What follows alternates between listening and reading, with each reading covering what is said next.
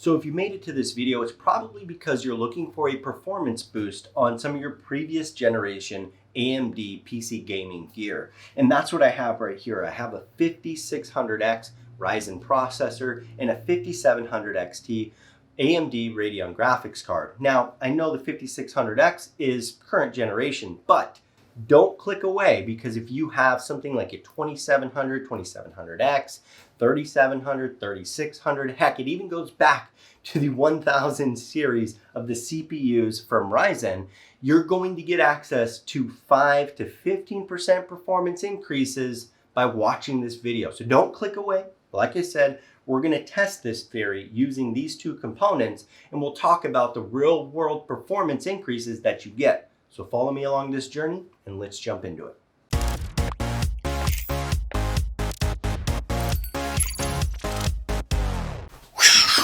Okay, don't go anywhere, you guys. I have some great news. We have a sponsor of today's video, and that is VIPscdkey.com. They offer Windows 10 Pro OEM keys. I know because I've used them myself for the last 6 months. This computer right here I'm running is running a Windows 10 Pro license from them. Okay, so this is their website, VIPscdkey.com. And you can see here we have Windows 10 Pro. This guy is $20.74. Let's add that bad boy to cart. Let's apply that TC20 discount code.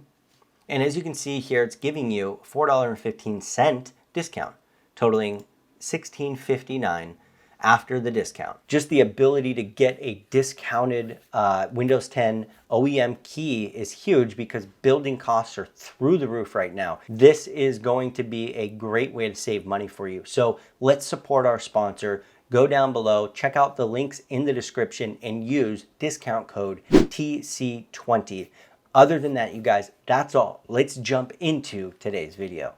So I've used this PC for the past, I don't know, almost 2 years, and I've only managed to make one upgrade, and that's the 5600X Ryzen processor. I'm still rocking mismatched RAM because I want 32 gigs. I have the 5700 XT, which I bought on launch day, and I have a B450 motherboard in here. It's nothing extremely special. Sure, it's a great system, but I've been looking for that performance increase through new products, and I just can't find it. But I'm glad I didn't give this system up, because AMD recently announced that they are giving support for smart access memory to previous generation systems like mine here.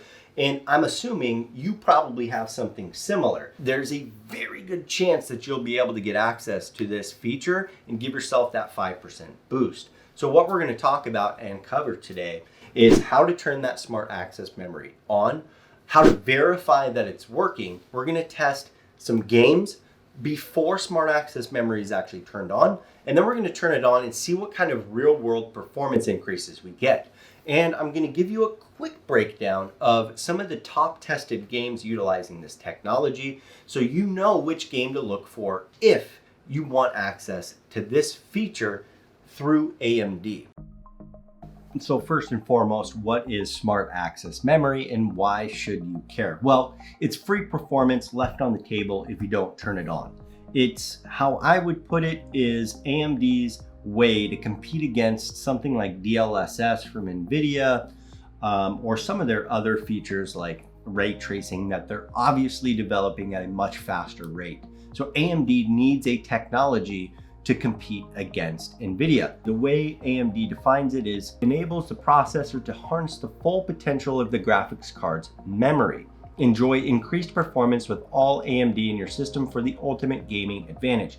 Now, what that actually means is that that processor, rather than waiting for space to free up from the VRAM of your graphics card for it to pull information from, it is able to store and pull from the entire VRAM of your graphics card. So this being an 8 gig VRAM graphics card, it can pull from every single possible storage area of that RAM, which allows for faster encoding, faster rendering, faster transfer speeds, all of the above. Anything that you can think of that the two communicate together is faster because of this.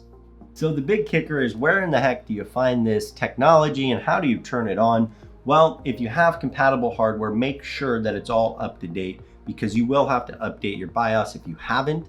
I'm using an Asus TUF motherboard, so it may look different on yours. In fact, AMD's own breakdown on how to get this technology done uses an entirely different motherboard, and it didn't help me one bit. I had to do some searching. So if you have any questions about that, put it down below. Hopefully I can help you out. In my Asus TUF board, the way that I turn it on is actually by going to the Advanced tab here, going to my PCI subsystem settings, and as you can see, I have all of these enabled. But initially, and what we're gonna do right now, is disable all of these settings.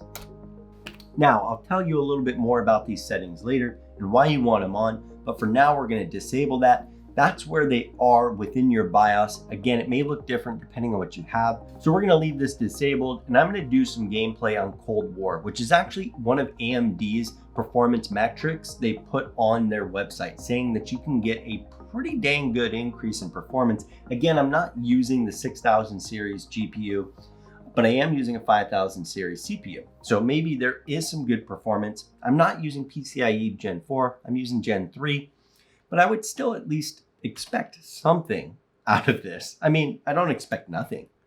I want to be as realistic as possible about this test, so I want to stress this combination, this setup, as much as I possibly can.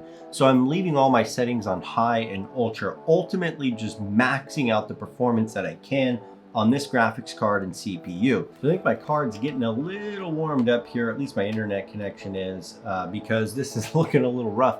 But I am getting my frames in game. It's telling me what's going on here. Okay, this is getting slightly better. I'm seeing about 70 frames per second. Now, I wouldn't say this is normal, but again, I've maxed out my settings, so this is probably what you're gonna see. Second round in, and I'm seeing about 80 frames per second on average.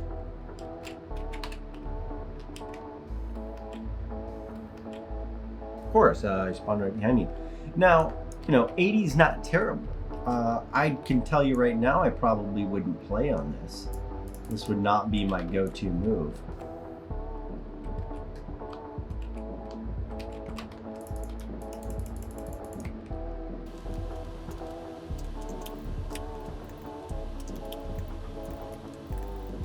So yeah, I'm still seeing about 75, 80 frames per second in game. It is what it is. This is just how it's gonna work. So once again, we're back in the BIOS here, because what we want to do is be able to turn on that smart access memory. Like I said, I've gone into the advanced setup within my BIOS, and I'm going to come over to advanced here, down to PCI subsystem settings. And then within there, I'm going to enable both the above 4G decoding and the SR-IOV support. Now, this could change depending on what kind of hardware you have, but for my hardware, this is what I need. I need both of these enabled, and then the resize bar support is on auto. Now, if we go into the simple, easy mode, you can see there's actually a resize bar up here, and you can turn it on and off from here, but that alone is not going to actually turn on the functionality that you need to be able to turn on smart access memory for Ryzen. You need all of this in AMD Radeon. You need all of the settings to look exactly like mine does right here. And for anyone who's going to complain about me touching this dang screen, it's mine. Leave me alone. So I'm going to save, and you can see disabled, now enabled on both settings. Now that all the settings are on in the BIOS, you want to come into your desktop and go to your device manager. Within that, you're going to be able to find your display adapters. Go to your Radeon RX, whatever you're using. It could be 5700, could be 5600, could be quite a few different graphics cards there. And then go to properties. And within properties, you're going to go over here to resources. And under resources, you're going to see a list of memory range. Now, what you're specifically looking for is the large memory range. If you do not see large memory range, then smart access memory is not on. And what you'll need to do is go back and update all your drivers for everything that you possibly can, update Windows, reboot, go back into your BIOS, make sure your settings are set up properly, and then come back and check this out. The challenge here is if you don't see it after trying it 2, maybe 3 times, verifying all of the settings are correct, then your components may not be compatible. And that is a problem. But if you're running the same components or similar to what I am, then you will get support for this. And AMD claims that it goes back as far as the Ryzen 1000 series, so the first gen Ryzen. The thing is, you will need a Radeon RX 5000 or 6000 series GPU. So now that we verified our smart access memory is working, we're gonna boot up Call of Duty Cold War. We're gonna get into some action here. Woo, 99% GPU utilization. Wow. So what did we see? We saw about like 70, 80, maybe topping out at like 90 frames per second at the absolute most, fully maxed out here on Call of Duty Cold War. I think if I have to predict, we're probably gonna hit something like 100 frames per second, 90 to 100. That's what I would hope for with this technology. Okay, starting out strong, looking to be about 80, 90 frames per second, 95 at the high. Let's get into some action. Ooh, I hit 100 right there. Wow, 100. We were really maxing out at about 85 on that previous gameplay.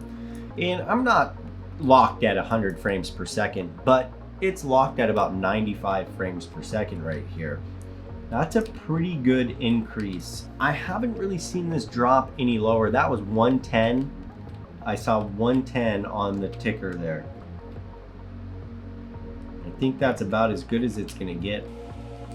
Locked in, 97 frames per second.